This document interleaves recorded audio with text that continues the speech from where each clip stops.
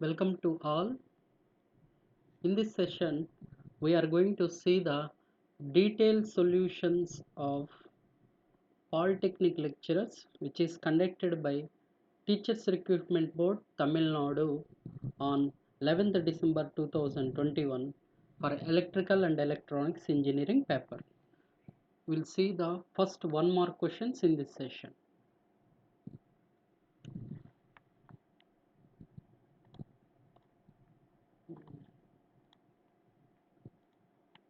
Yeah. Question number one. The average current rating of a semiconductor diode will be maximum for the average current rating of a semiconductor diode will be maximum for. The answer for this question is D. The answer for this question is the answer for the question is D.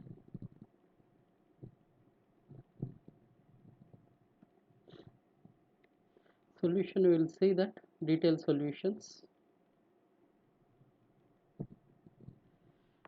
The average current rating of a semiconductor diode.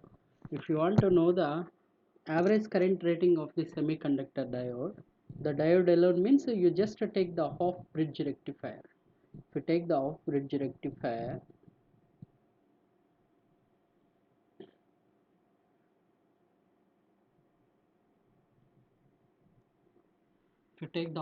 rectifier, suppose you are giving the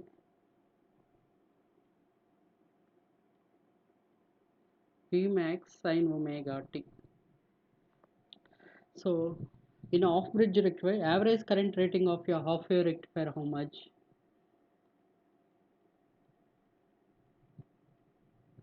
Average current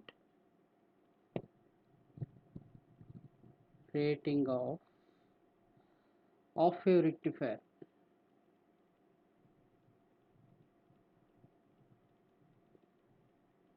It is average current rating of diode for the half wave rectifier is minus Vm by pi. If you take magnitude alone, it will be Vm by pi. Similarly, for full wave also, average current rating of diode in the full wave rectifier.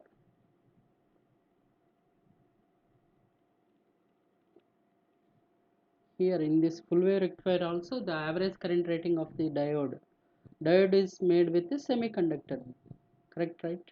So minus Vm by pi. If you take the magnitude alone, it will be Vm by pi. So what about with the pure DC? With the pure DC, suppose with the pure DC, if you give average current rating of the diode will become average current rating of diode will become Vmax.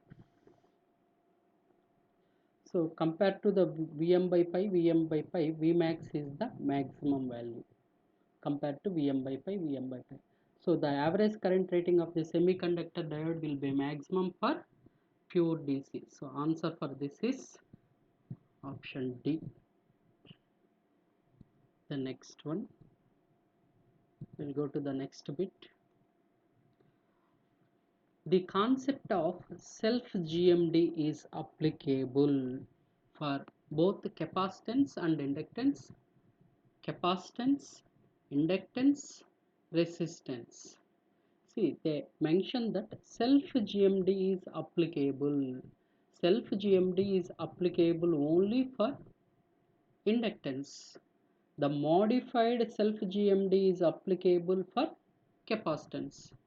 So what is the difference between modified self GMD and self GMD?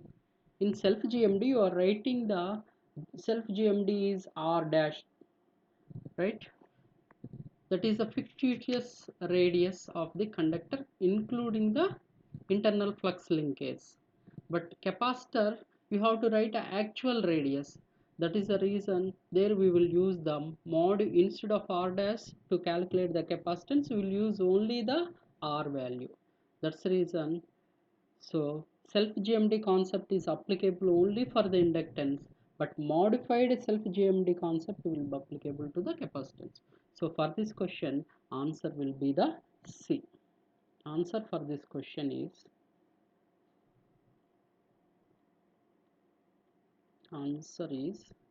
C. So self-GMD is applicable for inductance.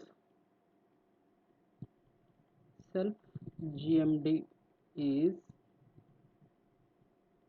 applicable for inductance measurements, and modified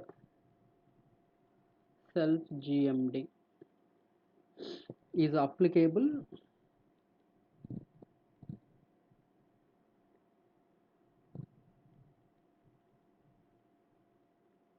for capacitance measurements.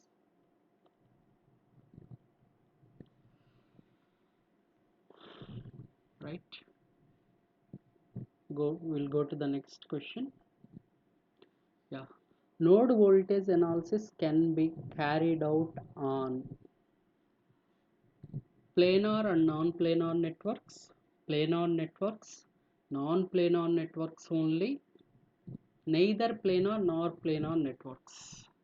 So what is the answer for this is the nodal voltage can be applicable for planar as well as non-planar networks.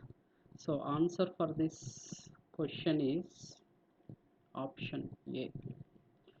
So but nodal analysis applicable for planar and non-planar networks, but mesh analysis is applicable only for the planar networks. So mesh analysis is applicable only for planar network, but nodal analysis is applicable for planar and non-planar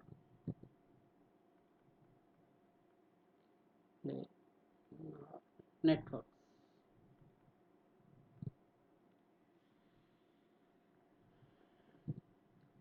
Move to the next question.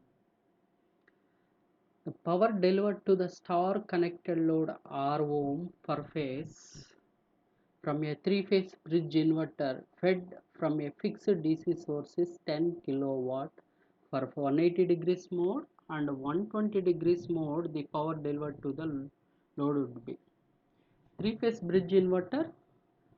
So in operating in a 180 degrees mode, the power delivered will be the 10 kilowatt. If the three-phase inverter, if operating at a 120 degrees mode, what will be the power delivered to the load? Star connected load having a R ohms per phase. So given option 7.5 kilowatt, 10 kilowatt, 6.67 kilowatt, 5 kilowatt. The answer for this is 7.5 kilowatt. So answer is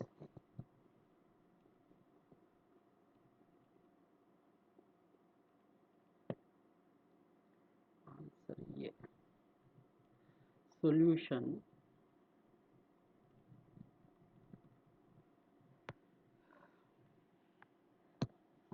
In 180 degrees mode,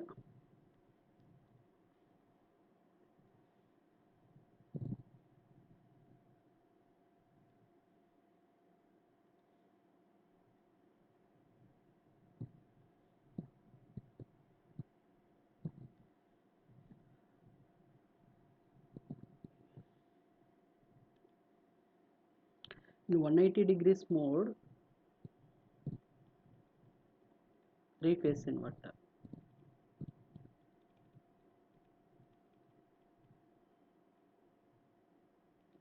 In 120 degrees mode of operation, what will be the RMS value of the phase voltage?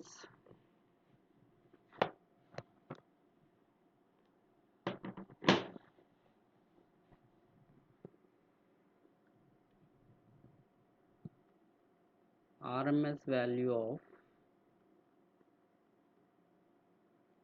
phase voltage in 180 degrees mode of operation is Vp is under root 2 by 3 into Vs. What is the RMS value of the phase voltage in 120 degrees mode of operation? RMS value of phase voltage in 120 degrees mode of operation is Vs by root 6. Now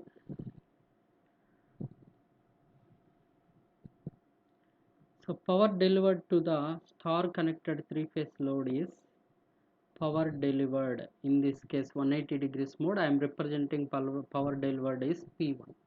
So power delivered is 3 times power delivered to the per phase. Per phase is Vp square divided by R. Substitute Vp value in these things.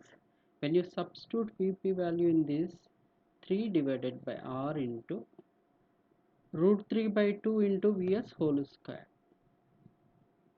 Root 2 divided by 3 into Vs whole square. If you rearrange, what you are going to get is,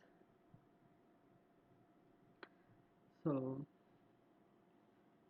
what we are going to get is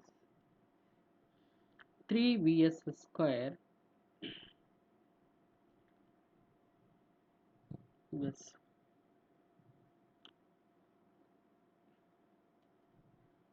1 time 3 get cancels. Root 2 whole square is 2. So root 2 whole square is, and also this value they have given is how much? In 180 degrees mode, the power delivered is 10 kilowatt. They have given that. So let it keep it as a 10 kilowatt. Come to here. In 120 degrees mode of operation, the power delivered is, we call it as a P2. So 3 times power delivered per phase. So power delivered per phase is Vp square divided by R. So 3 divided by R into Vs divided by root 6 whole square. So P2 will become, when you expand it, so root 6 whole square will become 6 3 times. So 3 Vs square divided by R, 3 Vs square divided by R into 1 by 6. So 3 Vs square divided by R into 1 by 6.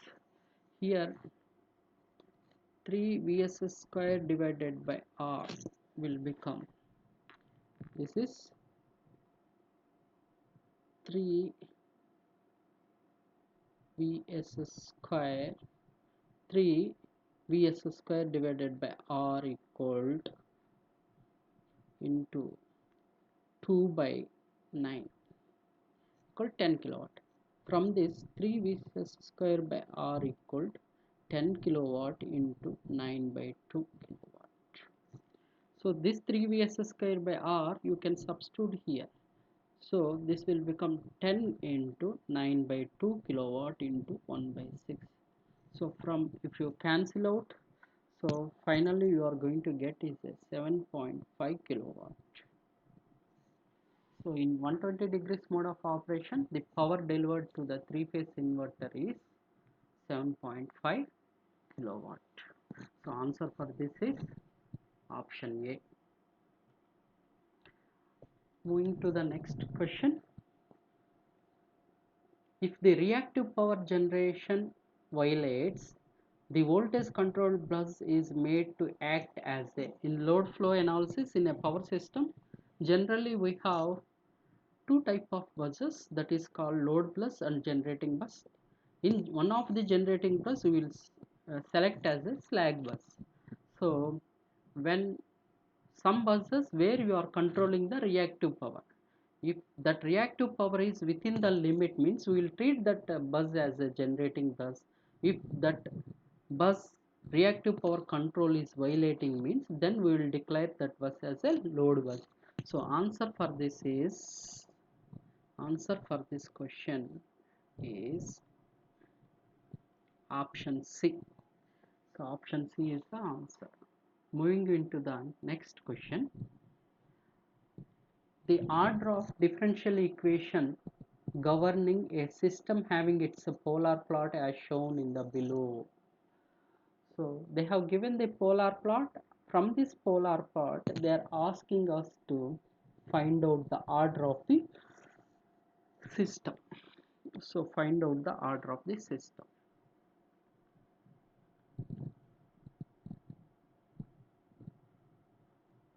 So answer for this problem is actually answer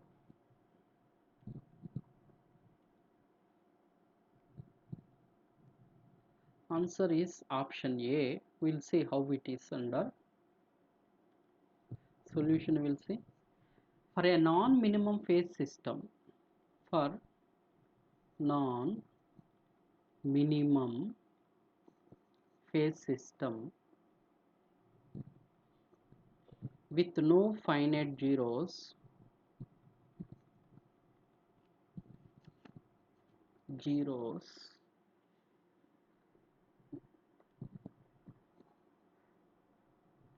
the ending points of the ending points of the polar plot is as follows. We can take the S-plane.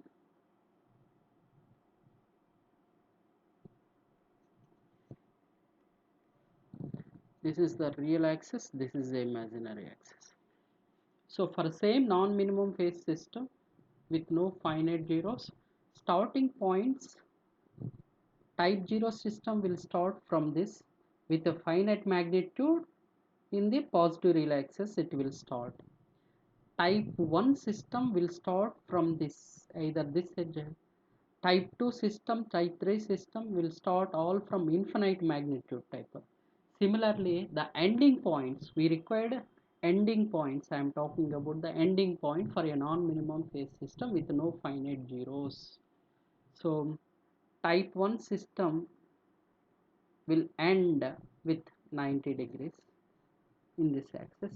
Type 2 system will end with 180 degrees. Type 3 system, type 4 system, similarly this is the type 1, type 2, type 3 with a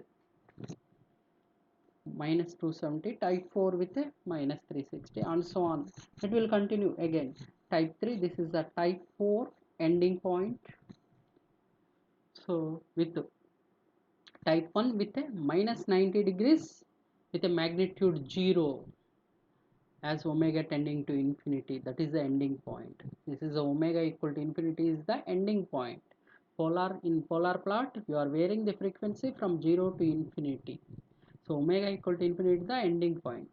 So type 1 will end with the minus 90 degrees, type 2 end with the minus 180, type 3 end with the minus 270 with the magnitude 0 and angle is 1 minus 270. Type 4 is magnitude is 0 and angle is minus 360, and type 5 will continue, type 6, type 7, type 9. Now if you observe this polar plot, so it is starting with a finite amplitude means it is a type 0 system, but order. So type will decide the starting point and order will decide the ending point. So sorry, I have given that it's wrong. It is a Not a type, it is the order. Ending point decided by the order. Please excuse me, I have made mistakes. Please correct that and all. So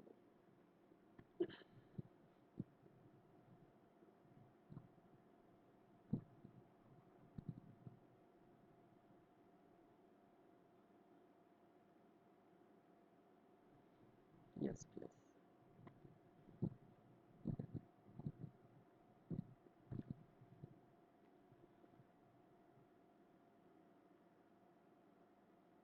Yes.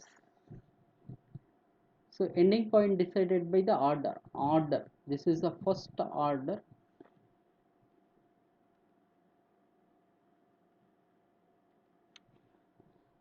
This is the first order. Order 1 system will end with a minus 90 degrees with a 0 amplitude. Order 2 system will end with a minus 180 degrees angle and with amplitude 0. This is order 3. This is the order 4. Similarly, it will continue order 5, order 6, order 7 and so on. So, for a given plot, if you observe the ending point, it is ending with a minus 270. So, minus 270 is the order 3. So, the given answer for this question is option A. So, moving into the next question. The question number 7. If the Fourier transform of f of x is f of s, then the Fourier transform of f of x into cos ax is. So answer for this question is, answer for the seventh question is option B. We'll see the solution.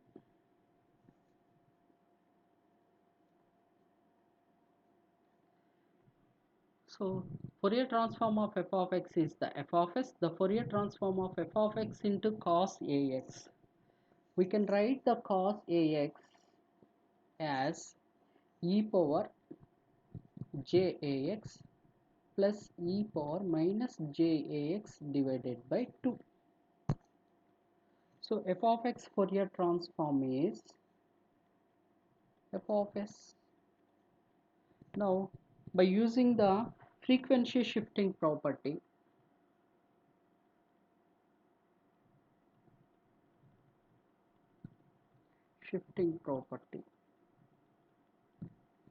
I can write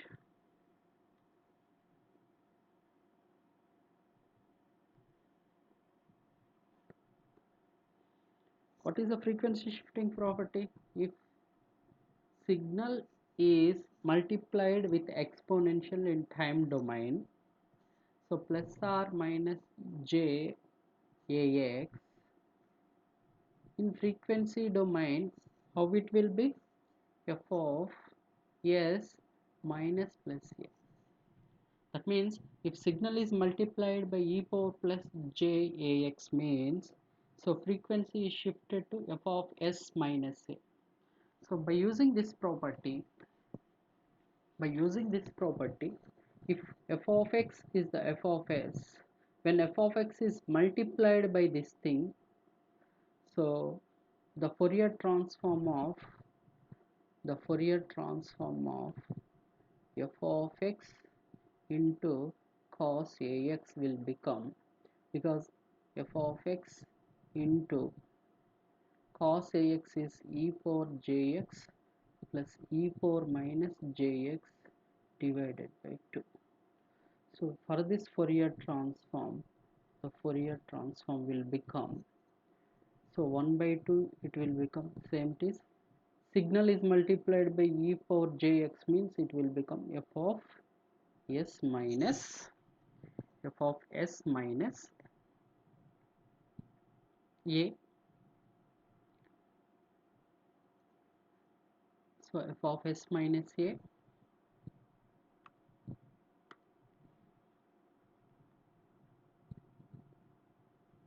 plus f of x multiplied by e power minus jx will become f of s plus a.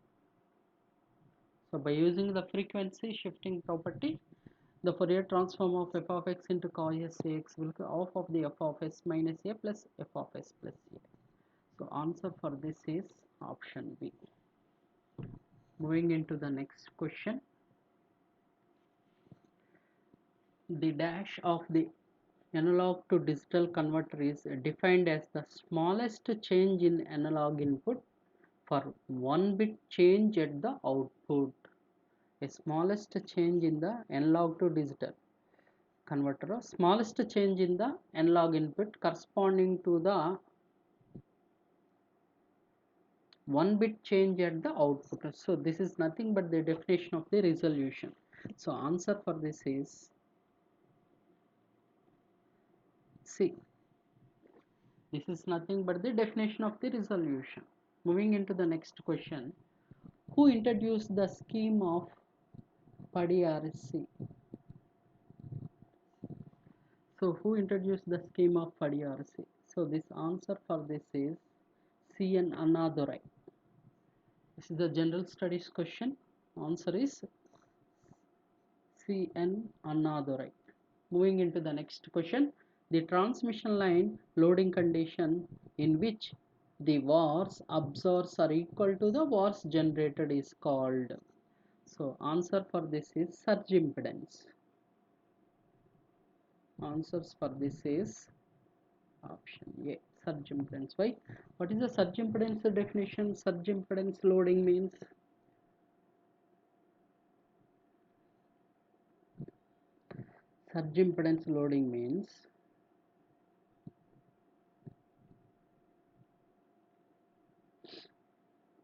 in which the total reactive power of the line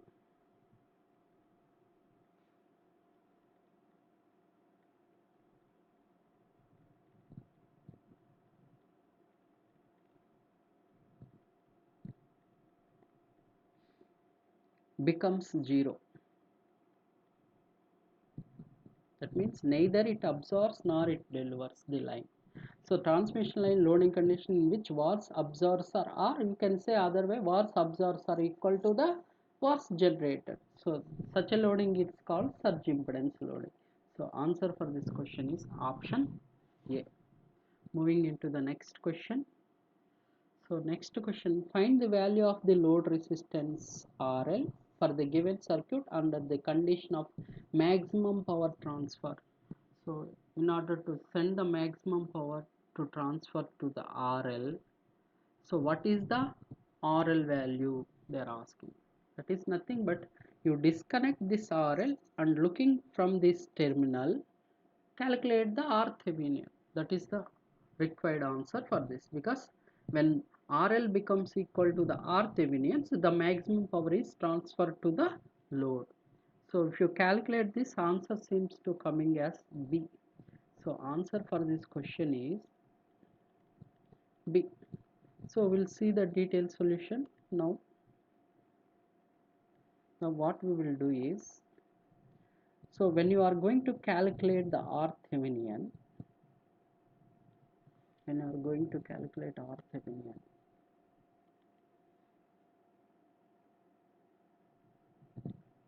so 2.5 ohm, 1.75 ohm, this is the terminals. We are going to look from these terminals. We are going to calculate RTH because RL is connected here. We are disconnected RL. From the terminals, you are looking into the network to calculate RTH. So this is the 4 ohm, this is the 2 ohm, this is the 5 ohm. So this is the 2 ohm, and voltage, ideal voltage sources has to be short circuited and ideal current source has to be open circuit, and dependent voltage and current sources we should not disturb them when you are calculating RTH. So now this is the equivalent circuit to calculate the RTH. By observing these two, 2 is parallel with the 2. So it becomes 2 parallel with 2 become 1. 1 is series with the 4. So 1 plus 4, 5. 5 is parallel with the 5. So 5 is parallel with the 5, equivalent will become 2.5. Now 2.5 is parallel with the 2.5. Now it will become half of the 2.5. Means 1.5 Now 1.25 is in series with the 1.75. So RTH will become, so 1.25 plus 1.75. So it will become 3 ohm. So this is the solution for this. So moving into the next question. Who was the revenue minister during the Rajasi's first regime? So general studies question. So answer for this is T. Prabhakaran. So answer for this general studies question is answer A. So moving into the next question. The merge price maximum demand indicator indicates maximum demand, average maximum demand over a specified period of time, and maximum energy consumption.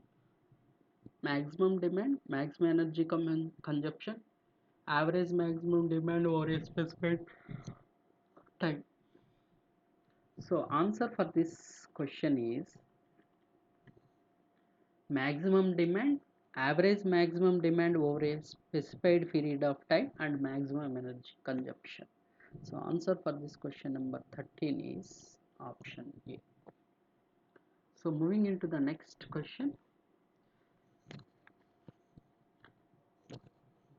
For the power semiconductor devices IGBT, MOSFET, diode and transistor, which one of the following statement is true?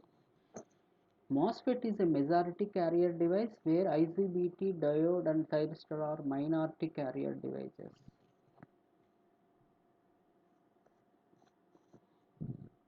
All the four are majority carrier.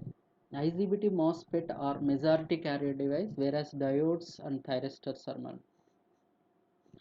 So MOSFET is the majority carrier devices and IGBT, diode and thyristors are minority carrier devices. So answer for this question number 14 is option A.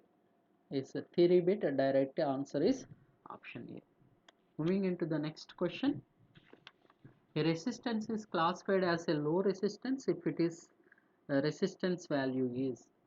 For a low resistance, what is the definition? Below 1 ohm is called the low resistance. So direct bit. So option B is the correct answer. Answer for this bit is option B. Moving into the next question. The Laplace transform of f of t is 1 by s into s plus 2 whole square. Then limit s tending to infinity f of t. They are asking f of Laplace transform of f of t is given. They are asking the final value as t tending to infinity f of t is nothing but the final value. So final value, how to calculate, you know that thing and all. So we'll see that when you calculate this, answer seems to be coming 1 by 4. So answer for this is option B. Now we'll see the solution and all.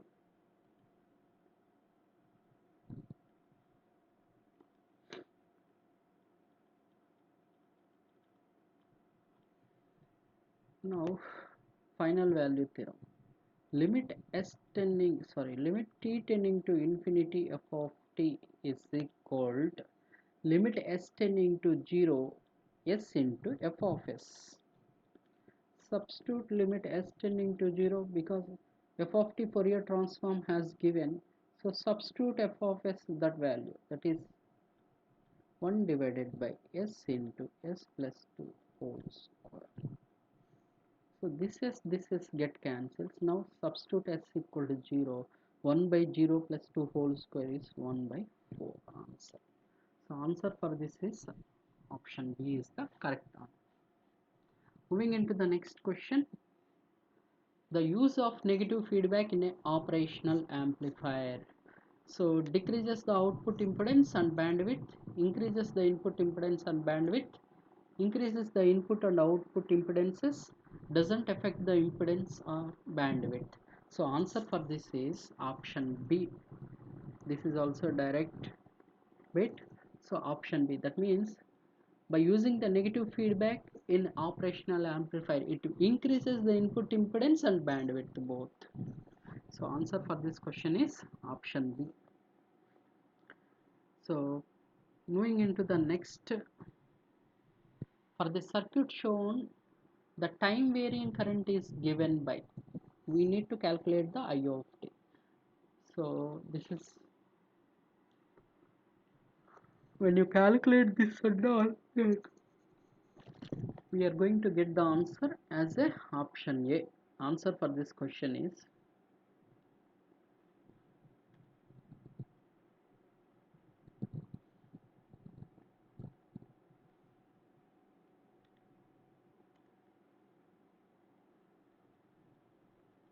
option A. Now we'll see the detailed solution.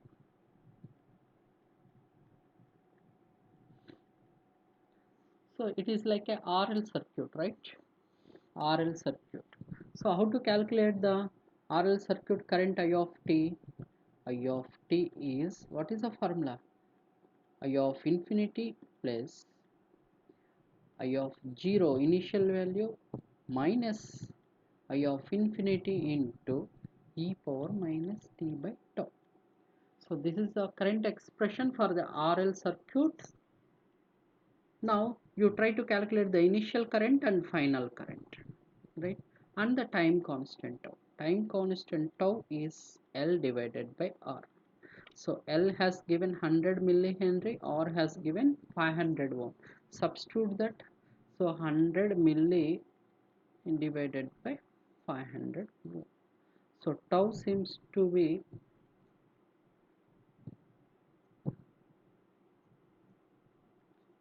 1 by, so 100 one time, so 5000. 1 by 5000. This is the time constant tau. Now initial current and final current. So at a steady state, what is the nature of inductors and capacitor? Inductor will be short, capacitor will be open.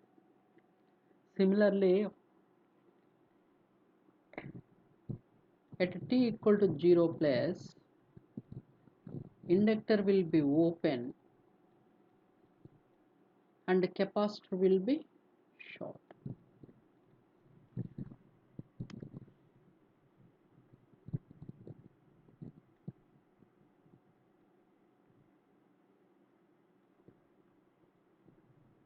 Now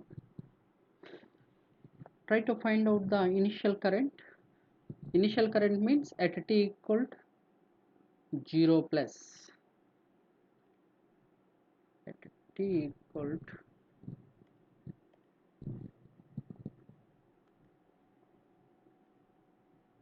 at t equal to 0 plus, so you are going to get the initial current I naught. Initial current, inductor will be open, capacitor will be short. So I naught will become 0 because inductor will be open. In this circuit only, this is the RL circuit, no capacitance.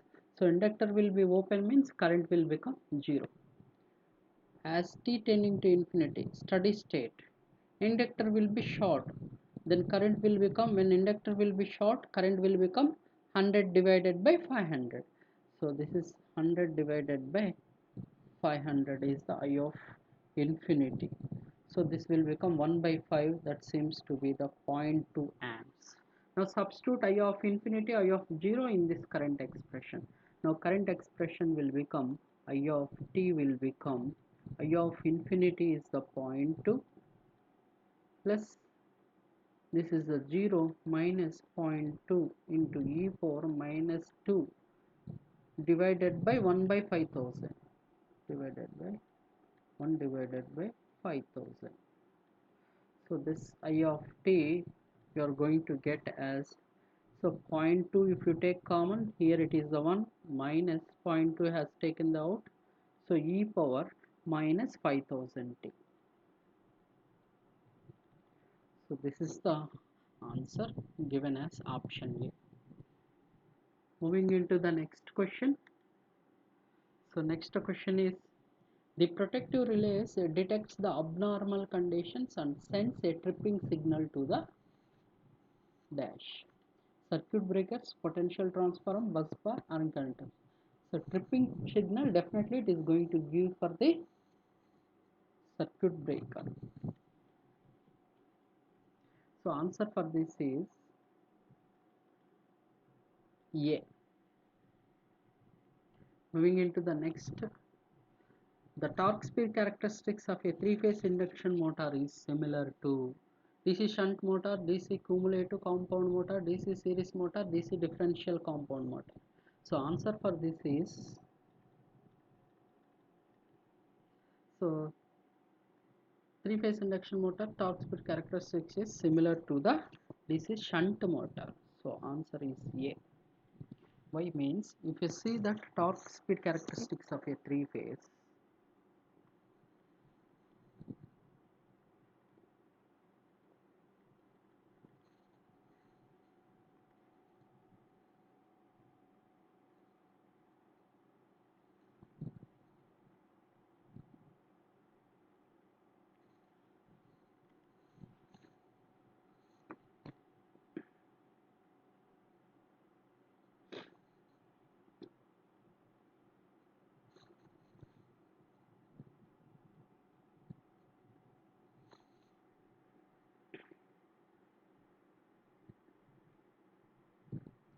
so this is the maximum torque, breakdown torque. So this is the starting torque. So this is the torque axis, this is the speed axis. So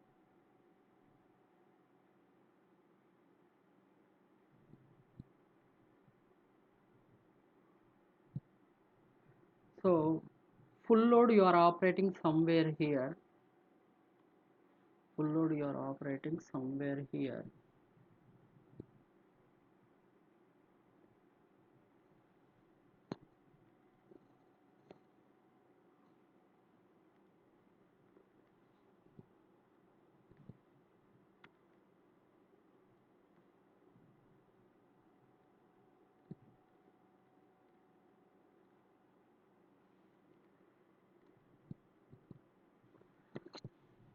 So this is a full load torque.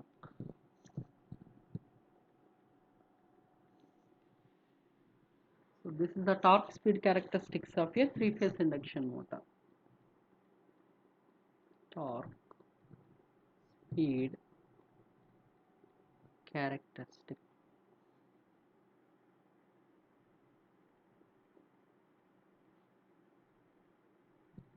Three-phase induction motor. Now, if you observe that, it can be seen from that torque speed characteristics. Stable region of operation, the characteristic is similar to the, what is the stable region of the operation of this torque speed characteristics? This is the what? Stable region of the operation. The thick line what we have given, the above this maximum torque, this thick line is the stable region of operation of a induction motor. So if you observe this in this region, almost seems to be the constant, only slight variation will be there. That means it is almost, the speed of the three-phase induction is almost constant. So the same nature of this characteristics having the DC shunt motor. So that's the reason we call it as a, the torque speed characteristics of a three-phase induction motor is similar to the DC shunt motor. If you know, see the torque speed characteristics of DC shunt motor, this is similar to like this and that torque speed characteristics. So that's the reason the answer for this question is DC shunt motor. Option A is the correct answer. Moving into the next question. So, which of the following statements about the internal resistance of a measuring instrument is true? They have given the sentence, which of the following statements about the internal resistance of measuring instruments are true? Internal resistance of measuring instruments are true, they are asking. So options are, the internal resistance of a ohm meter should be very high and that of the voltmeters are very small. The internal resistance of ohm meter should be very small and that of the voltmeters are very high. So this is the correct answer, B.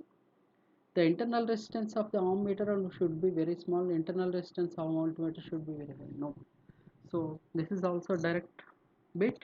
So answer for this is option B. Generally the internal resistance of ohm meter should be very small and that of the voltmeter should be high. Moving into the next question. So an AC induction motor is used for the speed control application. It is driven from an inverter with a constant V by F control mode. The motor nameplate details are as follows. So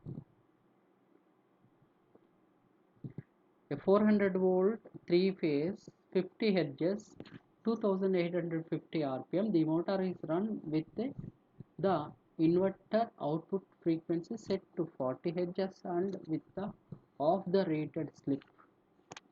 So the running speed of the motor they are asking. So three phase induction motor, that is V by F control they are doing. So with at 40 hertz driven from the inverter with V by F control, the motor nameplate details are run with output frequency set to 40 hertz and the half the rated slip. At 40 hertz and slip is becomes the half the rated slip, we need to calculate the speed of the induction motor. So you will see the solution for this question.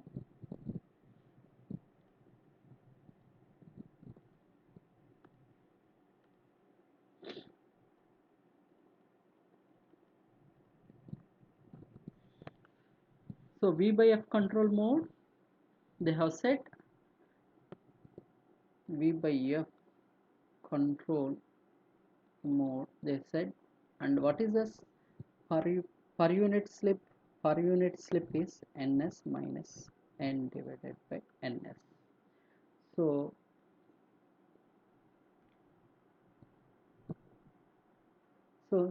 full load speed is 2850. Definitely ns will become 3000. So ns will become 3000 minus n will become, they have given full load rated speed 2850 divided by 3000. If you see that this is the full load slip, because n I have taken the rated means full load speed. So this slip will become full load slip. Full load slip now it will, seems to be coming out to be 0.05. This is the per unit full load slip. So ns becomes 3000 means number of poles might have 2 poles with a 50 hertz frequency. Now ns is 3000 rpm. It implies number of poles must be 2 and frequency they have given 50 hertz. Now but now you are running the motor with what? Not at a rated values, with a 40 hertz. Now by using V by F control, now frequency will become 40 Hz. Corresponding to the new synchronous speed will become N equal to 120 F by P. Already P is the 2. From here we come to know 120 into F is the 40 Hz divided by 2. Now N synchronous speed. Now new synchronous speed will become, so new synchronous speed will become 2400 rpm. Yes. Now speed of the motor is ns into 1 minus s. Here this s is the full load slip, is the 0.05. But we are now operating at a 40 hertz, but we should use what slip we should use? At 40 hertz, off of the rated slip. Now slip will become off of SFL. So SFL is 0.05 divided by 2. 1 by 2 times 0.05. So S now will become what? 0.025 per unit is the slip we need to operate. Now substitute the slip and ns in this expression. So you are going to get the required speed of the operation. Now I'm going to substitute now. So now n will become ns is 2400, 1 minus 0.025 per unit. So if you calculate, it turns out to be 2340 rpm. 2340 rpm. So answer for this is option B, 2340 rpm. Moving into the next.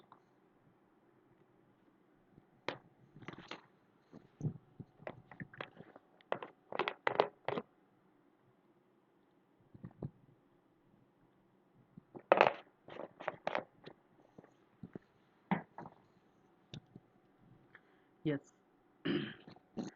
If the sum of the three eigenvalues and the trace of a 3 by 3 matrix A are equal, then the value of the determinant of A is 1, 2, 0, 3.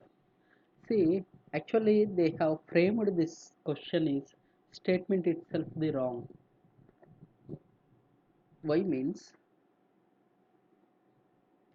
look at what is the definition of this trace of a square matrix. Trace of a square matrix. Trace of a square matrix is sum of the eigenvalues of a matrix is called trace. Sum of the eigenvalues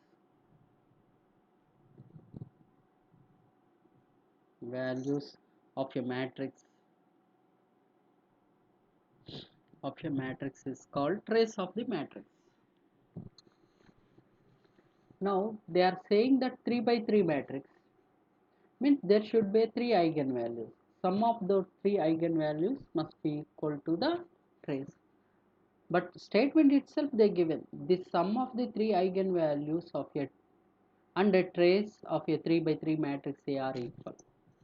The trace definition is nothing but the sum of the eigenvalues of matrix. Because it is a 3 by 3 matrix, there should be 3 eigenvalues. So sum of these 3 eigenvalues, the definition itself the trace. So that's the reason it's made the statement is improper. Then the value of determinant. They should have given the sum of the, in some other way, the statement, like suppose statement, this question they have to give marks for everyone. So marks for all they have to give, because question framing is wrong.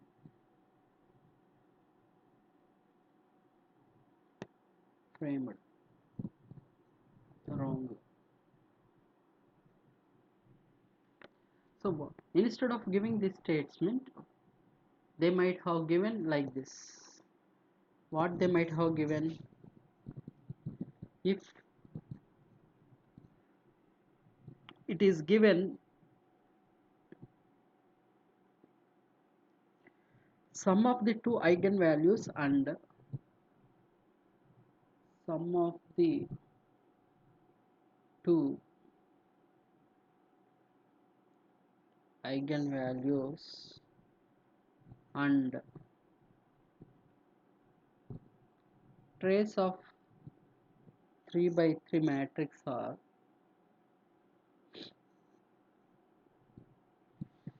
equal, then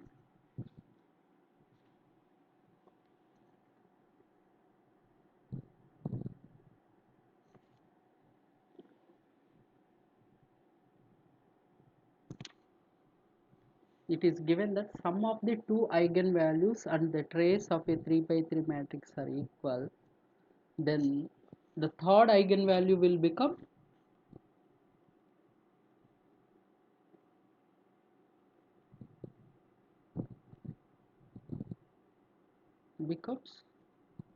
0, right? So either they should have framed in this way. So this framing the question is wrong, so they have to give marks to everyone. We should try to claim this question if they have not given the marks to everyone. Next we will moving into the next question. So this question, find the Norton's equivalent resistance of the network looking from the terminals X and Y. We need to find out the Norton's equivalent circuit. Find the Norton's equivalent resistance, only resistance we need to calculate.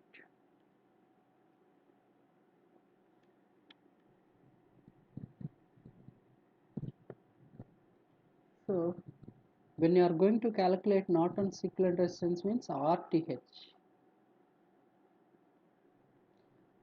So independent voltage sources has to short, independent current sources has to be open, and dependent voltage and current sources you should not disturb them. You have to keep them as it is. When it is short, voltage source and current source are open, the network will becomes, this is the 8 ohm, this is the 8 ohm, both are parallel, then this will become RTH. RTH is the 8 is a parallel with the 8, this RTH will become 4 ohm. So answer for this is option D, 4 ohm. Moving into the next question,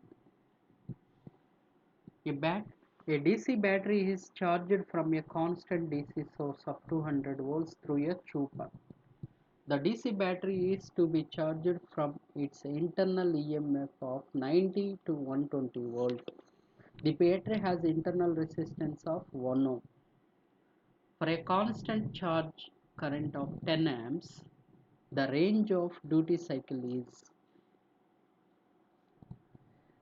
So they're asking saying that a battery has to charge from internal EMF 90 to 180.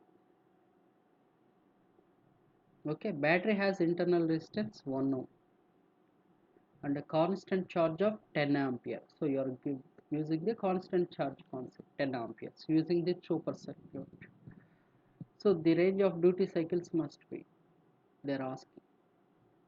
So Chopper DC voltage source is 200 volt. So what is the answer for this? We will try to solve this number.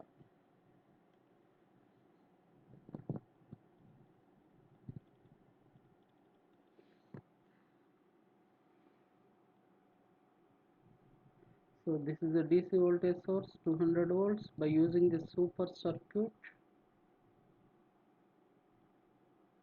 by using the super circuit, you are charging the battery which have the internal resistance 1 ohm. So this is the circuit. So you are using the constant current operation, that is a 10 amperes, constant current of 10 amperes. Right. I think what we need to, the range of duty cycles we need to calculate. Vs has given 200 volt and del we need to calculate, and V0 is what? Del times the Vs, right? So V0 has to be del times Vs, and also E we need to vary from 90 to 120. So when E is 90 to 120, what is the output? This is the output, V0. Can I say V0 is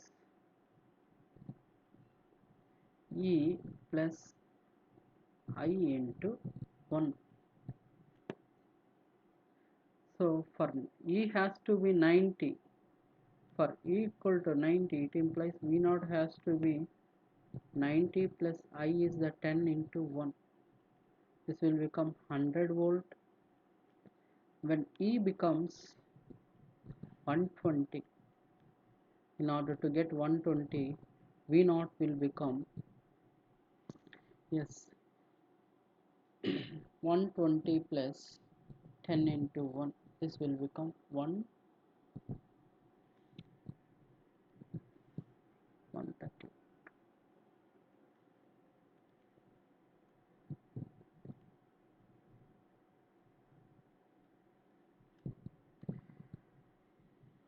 Now V naught is del Vs. Case 1. V naught is del Vs. Vs is fixed 200 volt. When V naught is 100 volt, so 100 is del is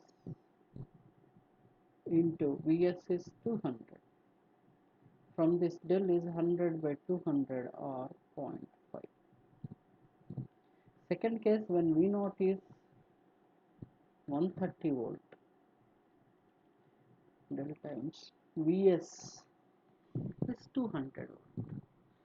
So now del will become 130 divided by 200, so 0.65. So range of duty cycle must be 0.5 to 0.65. 0.5 to 0.65. So answer for this and all,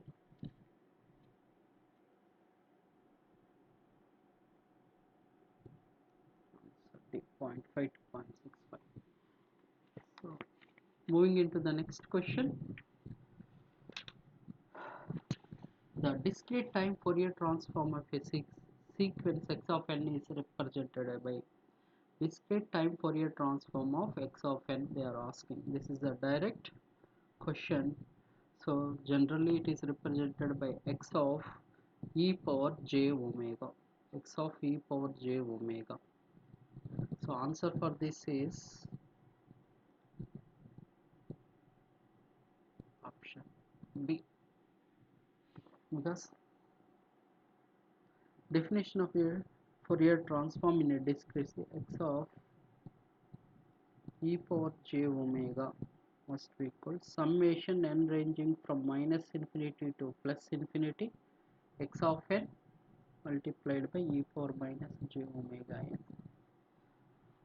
So Fourier transform of x of n is represented by x of e power j omega. So answer is B. Moving into the next question. The diversity factor of a power station will always be is a greater than 1. For a diversity factor of a power system, always be greater than 1. Answer for this is option B. What is the definition of diversity factor? Diversity factor is equal to sum of the individual maximum demands, sum of the individual maximum demand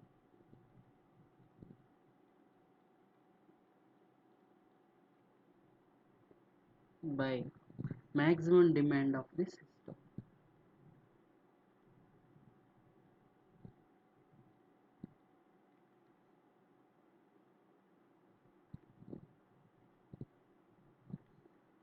So generally sum of the individual maximum demands, when you add it, it is definitely going to greater than the maximum demand of the system. That is the reason diversity factor should always be greater than 1.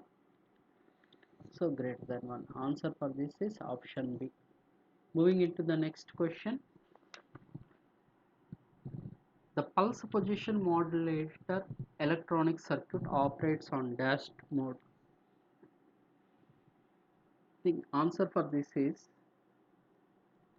B. Monostable off. The pulse position modulator electronic circuit operates in monostable mode. Moving into the next question. Fourier transform of a discrete and aperiodic sequence is dash and dash. So answer for this is and all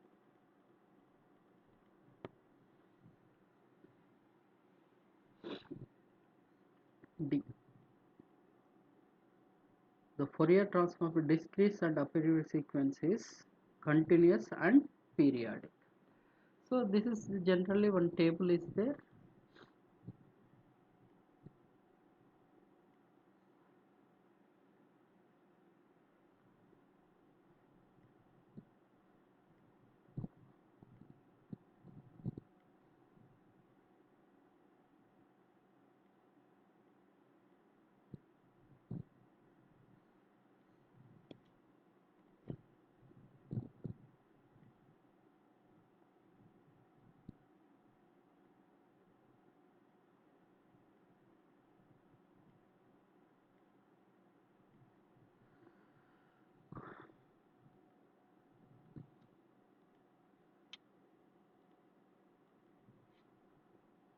Time domain, frequency domain.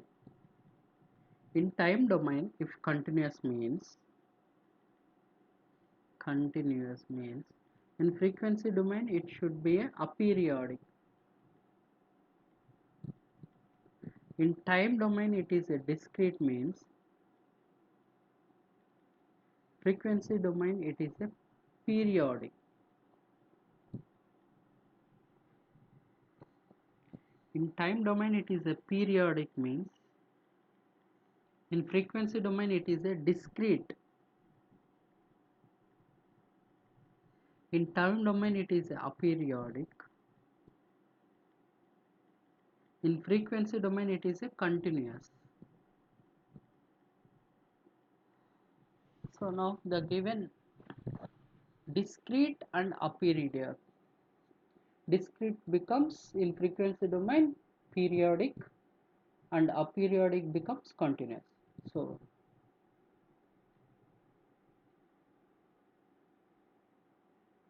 continuous and periodic. So answer D.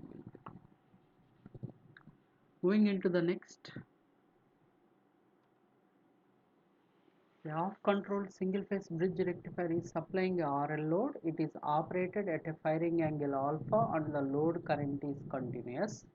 The fraction of the cycle that the freewheeling diode conducts is off-controlled single-phase bridge rectifier. Off-controlled single-phase bridge rectifier.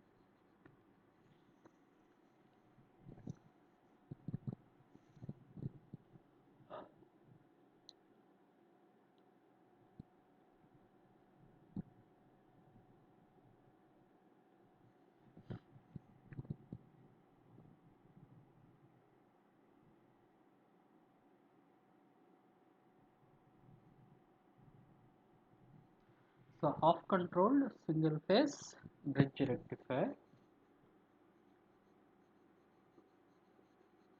supplying a RL load we have connected. It is operating at a firing angle alpha and the load current is continuous. IL is continuous. This is the IL. Now the fraction of cycle that the freewheeling diode conduct is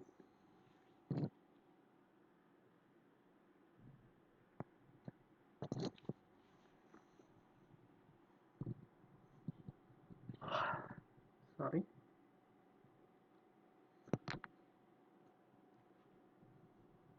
the fraction of cycle that the freewheeling diode conduct is. Now you try to write the waveform for the output voltage. So we'll get an idea what is the fraction of time the freewheeling diode will conduct. Now if you see that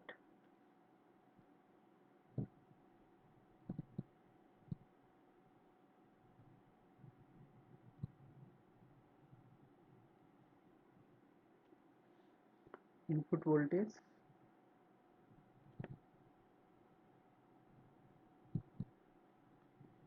now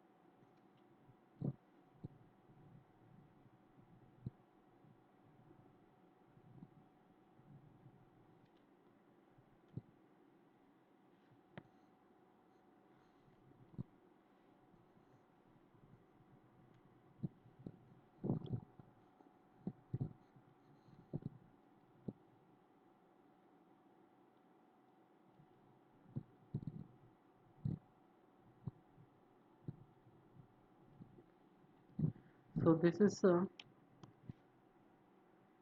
Vs source voltage, this is a Vmax. So output voltage, if you observe this is the alpha, this is the phi, this is the phi plus alpha, this is the 2 pi. From alpha to pi,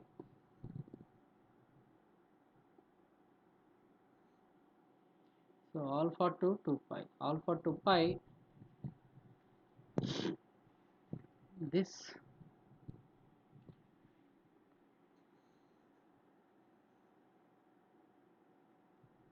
T1, D1, T2.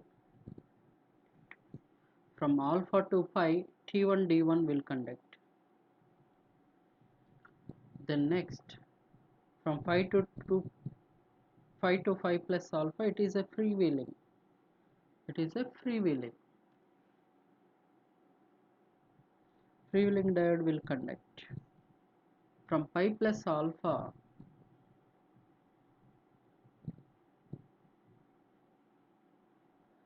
to 2 pi,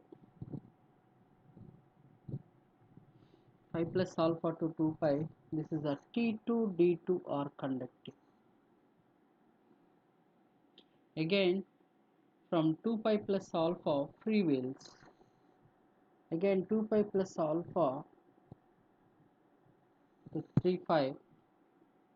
This will continue again T1, D1 like that. You see that during the alpha to pi, T1, D1 will conduct. After that, from phi to phi plus alpha, phi to phi plus alpha, it will freewheels. So in a sense, if you take the entire off cycle in that alpha times, entire off cycle in this times, alpha times is the freewheeling. So the question they are asking, the fraction of the cycle that the freewheeling diode will conduct. So answer for this is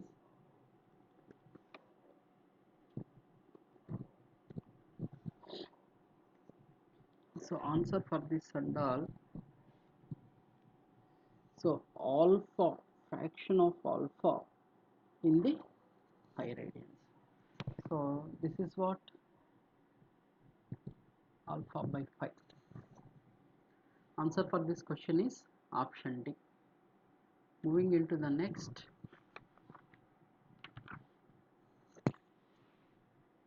So we'll continue in the next section from the question number 31. Thank you.